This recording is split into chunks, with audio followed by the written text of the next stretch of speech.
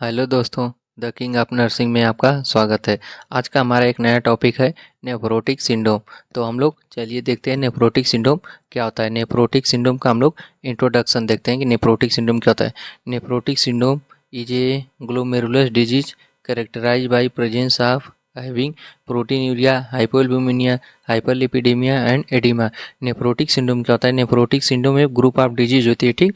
जो हमारा ग्लोमेरुलस होता है उसमें क्या होती है, इन्फेक्शन हो जाता है, जिसकी वजह से क्या करता है वो प्रोटीन का फिल्टर करने लगता है, एल्बुमिन का फिल्टर करने लगता है, जिसके कारण यूरिन के साथ पेशेंट में प्रोटीन का सिक्रीशन होने लगता है। हाइपोएल्बुमिनिया, एल्बुमिन का लेवल क्या हो सकता है, कम हो जाता है। हाइपरलिपिडीमिया, जो लिपिड का लेवल रहेगा वह ज़्यादा हो जाएगा। एंड पेशेंट में एडिमा देखने को मिलेगा। नेफ्रोटिक सिंड्रोम में इतने साइन सिम्टम पेशेंट को देखने को मिलते हैं, ठीक। तो आगे हम लोग देखते हैं क्या क्या होता है nephrotic syndrome. Nephrotic syndrome can be primary originate in the kidney and secondary result from systematic disease. Nephrotic syndrome क्या होता है, एक प्राइमरी मतलब सबसे पहले किडनी से आकर्ष होता है, और सेकेंडरी रिजल्ट क्या होता है इसका, फ्रॉम द सिस्टमेटिक डिजीज। कोई सिस्टमेटिक डिजीज रहेगी जिसके कारण नेफ्रोटिक सिंड्रोम देखने को मिल सकता है। तो चलिए हम लोग अब नेफ्रोटिक सिंड्रोम का डिफिनेशन देखते हैं कि नेफ्रोटिक सिंड्रोम क्या होता है। तो nephrotic syndrome is characterise by massive proteinuria, hypoalbuminaemia, oedema and hyperlipidaemia. क्या होता है, नेफ्रोटिक सिंड्रोम में कैरेक्टराइज बाय मैसिव प्रोटीनूरिया, वही यूरिन के साथ क्या होता है, प्रोटीन का फिल्टर होता है, और एल्बुमिन का लेवल क्या होता है, कम हो जाता है। पेशेंट में क्या देखने को मिलेगा, एडिमा देखने को मिलता है, और लिपिड का लेवल क्या हो जाएगा, ज़्यादा हो जाएगा, ठीक। क्योंकि हमारा जो ग्लोमेरुलस होता है उसमें क्या होता है, यहाँ पे देखिए जो ग्लोमेरुलस है हमारा, इसमें इन्फेक्शन की वजह से कोई एबनॉर्मेलिटी आती है, जिसकी वजह से प्रोटीन का फिल्टर नहीं करना चाहिए, तो प्रोटीन का फिल्टर करने लगता है, ठीक। और प्रोटीन का जब फिल्टर करने लगता है तो जो हमारा अनकोटिक प्रेशर आता है वह क्या होता है, डिक्रीज हो जाता है। तो जिसके कारण से क्या होगा, जो हमारा फ्लूइड रहेगा वह क्या होगा, यहाँ से लीक आउट होने लगेगा वेसल से।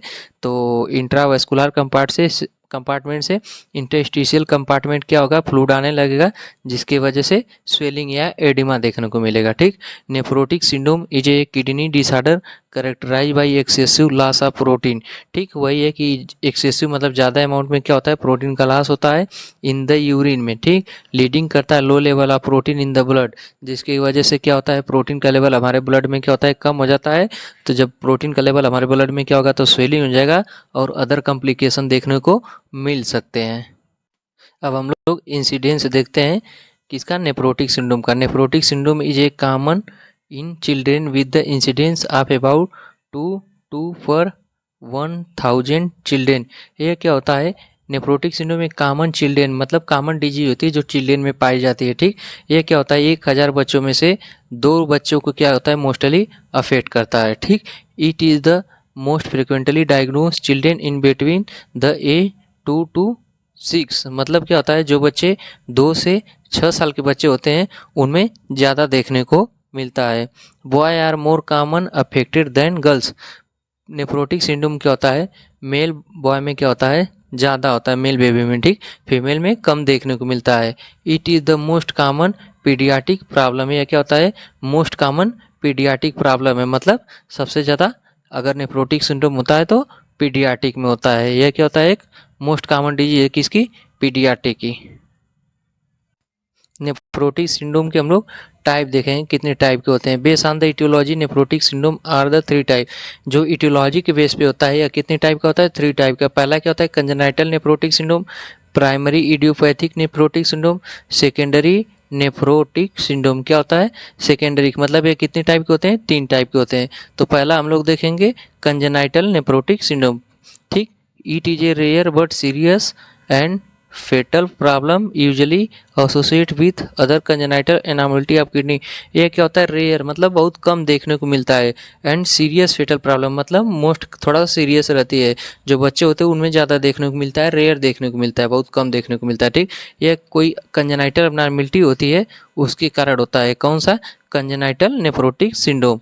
अब हम लोग सेकेंड वाला देखेंगे, प्राइमरी इडियोपैथिक नेफ्रोटिक सिंड्रोम। तो एक कैसे होता है देखते हैं। It is the most common type about 90% and regarded to auto immune phenomena as it response to auto immunosuppressive therapy. ये क्या होता है, ऑटो इम्यून कोई डिजीज है, अगर कोई बच्चा है उसमें कोई ऑटो इम्यून डिजीज हो गई है, उसके कारण देखने को मिल सकता है। या किसी बच्चे में ऑटो इम्यून सप्रेसिव थेरेपी चल रही है या इम्यूनो सप्रेसिव थेरेपी चल रही है, तो उन बच्चों में देखने को मिल सकता है इडियोपैथिक नेफ्रोटिक सिंड्रोम। अब हम लोग तीसरा देखेंगे, सेकेंडरी नेफ्रोटिक सिंड्रोम क्या होता है। ठीक, तो it occurs in children about 10% of all cases. यह क्या होता है, सभी केसेस में से 10% देखने को कौन सा मिलता है, जितने भी नेफ्रोटिक सिंड्रोम होंगे उसमें से 10% कौन सा देखने को मिलेगा, सेकेंडरी नेफ्रोटिक सिंड्रोम। ठीक, दिस कंडीशन में occurs due to some from chronic glomerular nephritis,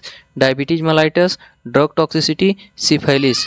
यह कब देखने को मिलता है, अगर किसी पेशेंट में क्या है, डायबिटीज मेलाइटस है, अगर बच्चे को क्या है डायबिटीज मेलाइटस है, ड्रग टॉक्सिसिटी हो गया है, और लंबे समय से क्या है क्रोनिक ग्लोमेरुलर नेफ्राइटिस, मतलब अगर ग्लोमेरुलस जो होता है उसमें इन्फेक्शन के कारण इन्फ्लामेशन तभी देखने को मिल सकता है।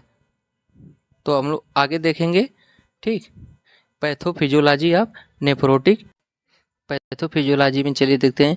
ड्यू टू इटियोलॉजिकल फैक्टर, मतलब कोई भी इटियोलॉजिकल फैक्टर आता है जो हमारे बॉडी में इंटर करेगा तो उसके कारण क्या करेगा, डैमेज कर देता है किसको, ग्लोमेरुलस जो होता है हमारा, जो फिल्ट्रेशन करता है उसकी सेल को क्या करेगा, डैमेज कर देगा। तो जिसके कारण जब उसकी सेल डैमेज हो जाएगी तो उसका जो फिल्टर करने का फंक्शन था वह क्या हो जाएगा, अब नॉर्मल होगा। तो वहाँ से प्रोटीन का फिल्ट्रेशन नहीं होना चाहिए था नॉर्मल वे में, अब वो अब नॉर्मल हो गया है। ठीक, तो वह क्या करेगा, प्रोटीन का फिल्ट्रेशन करने लगेगा, तो लॉस ऑफ प्लाज्मा प्रोटीन का क्या होने लगेगा, लॉस होने लगेगा। तो स्टिमुलेट होगा सिंथेसिस ऑफ लिपोप्रोटीन। जब लिपोप्रोटीन क्या होगा, हमारा जो लिपोप्रोटीन का सिंथेसिस हो रहा था, जो उसका सिंथेसिस कर रहा था वह क्या हो जाएगा, स्टिमुलेट करेगा, जिसके वजह से लिपिड का लेवल क्या हो जाएगा, इंक्रीज हो जाएगा। ठीक, और उसकी वजह से हाइपरलिपिडीमिया देखने को मिलेगा और बच्चे में नेफ्रोटिक सिंड्रोम हो जाएगा। अब हम लोग आगे क्लिनिकल मैनिफेस्टेशन देखते हैं, नेफ्रोटिक वाले बच्चे को क्या क्या क्लिनिकल मैनिफेस्टेशन रहेंगे। तो पहले क्या होगा, पेरी बीटल एडिमा, मतलब आर्म और लेग में क्या होगा, एडिमा देखने को मिलेगा। एनास कैरा क्या होता है, ये भी एक प्रकार का सीरियस एडिमा होता है, मतलब सूजन होती है। एसाइटिस क्या होगा, जो हमारा एब्डामिनल एरिया रहेगी वहाँ पे क्या होगा, फ्लूइड का एक्युमुलेशन होने लगेगा। ठीक, फोमी यूरिन हो जाएगा और एनीमिया देखने को मिलेगा बच्चे में। डिक्रीज यूरिन आउटपुट, जो यूरिन का आउटपुट रहेगा वह क्या हो सकता है, डिक्रीज हो सकता है। वेट क्या होगा बच्चे का, गेन होगा। वेट क्या होगा बच्चे का, गेन होगा, क्योंकि क्या हो रहा है, प्रोटीन का फिल्ट्रेशन हो रहा है, उसकी वजह से स्वेलिंग होने लगेगी। ठीक, तो वेट क्या देखने को मिलेगा, ज़्यादा देखने को मिलेगा। एनरोक्जिया हो जाएगा। हिपेटोमेगेली, जो हमारा लीवर रहेगा वह क्या होगा, इलाज हो जाएगा। हीमोचूरिया, यूरिन के साथ क्या होगा, ब्लड आने लगेगा। पिटिंग एडिमा, मतलब मान लीजिए हमारा आर्म है, ठीक, यहाँ पे हम लोग प्रेस करेंगे तो क्या होगा, थोड़ा डिले में नॉर्मल आएगा, उसको बोलते हैं पिटिंग एडिमा। और नोजिया और वोमिटिंग देखने को मिलेगा बच्चे में, क्या हो जाएगा, नोजिया और वोमिटिंग देखने को मिलेगा। अब हम लोग कॉम्प्लिकेशन देखेंगे नेफ्रोटिक सिंड्रोम का, कि क्या क्या कॉम्प्लिकेशन हो सकते हैं नेफ्रोटिक सिंड्रोम से। तो पहला क्या होगा, ब्लड क्लट होने के ज़्यादा चांसेस रहेंगे। रेनल फेल्योर हो जाएगा, क्योंकि रेनल का फंक्शन क्या हो गया है, अल्टर्ड हो गया है। इन्फेक्शन हो सकता है किडनी में। ठीक, अल्टर्ड हो जाएगा ड्रग का मेटाबॉलिज्म, क्योंकि किडनी से क्या होगा, ड्रग का एक्सक्रीट आउट होता है, किडनी क्या करती है, फिल्टर करती है, तो क्या होगा, उसका फंक्शन अल्टर्ड हो जाएगा। पल्मोनरी एडिमा, मतलब लंग्स में सूजन देखने को मिलेगी। हाइपोवोलेमिया देखने को मिल सकता है पेशेंट में। तो डायग्नोस्टिक इवैल्यूएशन हम लोग क्या क्या कराएंगे, पेशेंट में जो भी हमारा बच्चा रहेगा उसमें क्या करेंगे, डायग्नोस्टिक इवैल्यूएशन क्या क्या कराएंगे। तो पहला क्या करेंगे, यूरिन लेसिस कराएंगे। यूरिन लेसिस में हम क्या देखेंगे, हिमेच्यूरिया देखेंगे। यूरिन के साथ क्या आ रहा है, ब्लड आ रहा है, उसको हम लोग बोलेंगे हिमेच्यूरिया। इंक्रीज स्पेसिफिक ग्रेविटी, जो भी यूरिन की स्पेसिफिक ग्रेविटी रहेगी वह क्या, इंक्रीज हुई मिलेगी। ठीक, प्रोटीन यूरिया, यूरिन के साथ क्या आएगा, प्रोटीन, मतलब 3+ प्रोटीन या 2+ प्रोटीन देखने को मिल सकता है। सीरम एल्बुमिन, ठीक, जो हमारा यूरिन रहेगा उसमें एल्बुमिन का लेवल देखने को मिल सकता है। ठीक, अब हम लोग ब्लड टेस्ट में देखेंगे, ब्लड में जो सीरम क्रिएटिनिन लेवल रहेगा वह क्या होगा, इंक्रीज हो जाएगा। ठीक, ओमैन में कितना रहेगा, 0.6 से 1.1 mg/dl रहेगा। ब्लड यूरिया नाइट्रोजन भी इंक्रीज हो जाएगा, 7 to 20 mg/dl हो जाएगा। ठीक, एडल्ट मेन में कितना रहेगा, 8 to 24 mg/dl। ओमेन में कितना रहेगा 6 to 24 mg/dl। इतना देखने को हमें ब्लड टेस्ट में मिलेगा। और रेनल अल्ट्रासाउंड कराएंगे क्योंकि किडनी में क्या हो, कोई इन्फ्लामेशन तो नहीं है उसको देखने के लिए। रेनल बायोप्सी कराएंगे कि किडनी का फंक्शन अब नॉर्मल है कि नहीं अब नॉर्मल है, उसको देखने के लिए हमको क्या कराएंगे, रेनल बायोप्सी कराएंगे। अब लोग आगे देखेंगे मेडिकल मैनेजमेंट, क्या क्या मेडिकल मैनेजमेंट नेफ्रोटिक वाले पेशेंट को। पहला स्टेरॉइड थेरेपी। स्टेरॉइड थेरेपी में प्रेडनिसोलोन देंगे, डायूरेटिक देंगे क्योंकि पेशेंट को हाइपरटेंशन भी देखने को मिल सकता है, फ्लूइड का लेवल बढ़ रहा है तो फ्रूसेमाइड या डायूरेटिक देंगे। ठीक, पोटेशियम सप्लीमेंट देंगे, पोटेशियम का लेवल कम होगा तो पोटेशियम सप्लीमेंटेशन देंगे। ठीक, विथ डायूरेटिक के साथ एल्बुमिन इन्फ्यूजन। ठीक, अगर प्रोटीन का लेवल ज़्यादा एक्सक्रीट आउट हो जाएगा तो उसे क्या देंगे, एल्बुमिन क्या करेंगे, आईवी देंगे। मैसिव एडिमा जिससे क्या होगा, कम हो जाएगा। इम्यूनोसप्रेसिव ड्रग देंगे जो इम्यून को क्या करे, सप्रेस कर दे, जैसे लेवासी मिसोल और साइक्लोस्पोरिन। ये क्या इम्यूनोसप्रेसिव ड्रग है। सर्जिकल मैनेजमेंट में हम लोग क्या क्या करेंगे पेशेंट को, तो सबसे पहले रेनल ट्रांसप्लांटेशन। अगर सीवियर केसेस में रेनल डैमेज है तो रेनल को, किडनी को क्या करेंगे हम लोग, ट्रांसप्लांट कराएंगे। नेफ्रोक्टोटोमी, अगर नॉर्मल डैमेज है तो क्या करेंगे, उसको कट करके हम लोग रिमूव कर देंगे। ठीक, डाइट मैनेजमेंट हम लोग क्या देंगे, नेफ्रोटिक वाले पेशेंट को रिड्यूस करेंगे फैट और कोलेस्ट्रॉल का लेवल, क्योंकि इन सबों का लेवल क्या है, बढ़ रहा है। ठीक, तो इस लेवल को क्या करेंगे, रिड्यूस करेंगे। लो फैट डाइट देंगे और लो कोलेस्ट्रॉल डाइट देंगे। प्रोवाइड करेंगे हाई प्रोटीन डाइट, क्योंकि प्रोटीन का एक्सक्रीट हाउर हो रहा है तो हाई प्रोटीन डाइट देना हमें इनकरेज करना है। Diet rich fruit vegetable and whole grains, मतलब ज़्यादा से ज़्यादा अमाउंट में क्या करें, फ्रूट खाए और ग्रीन वेजिटेबल खाए, होल ग्रेन्स मतलब अनाज खाए। ठीक, रिस्ट्रिकेट करेंगे sodium intake to manage the oedema. Sodium को क्या करेंगे, एवॉइड करेंगे क्योंकि इससे क्या होगा, एडिमा थोड़ा रिड्यूस होगा।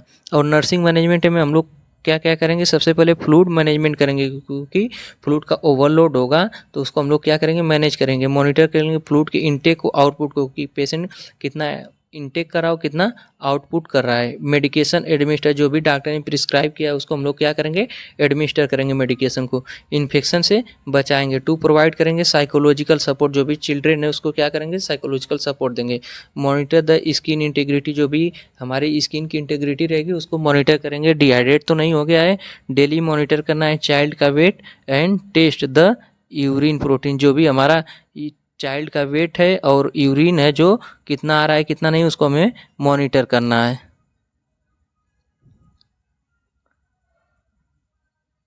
थैंक यू दोस्तों। अगर आपको आज का टॉपिक अच्छा लगा हो तो द नर्सिंग किंग को आप सब्सक्राइब करिए।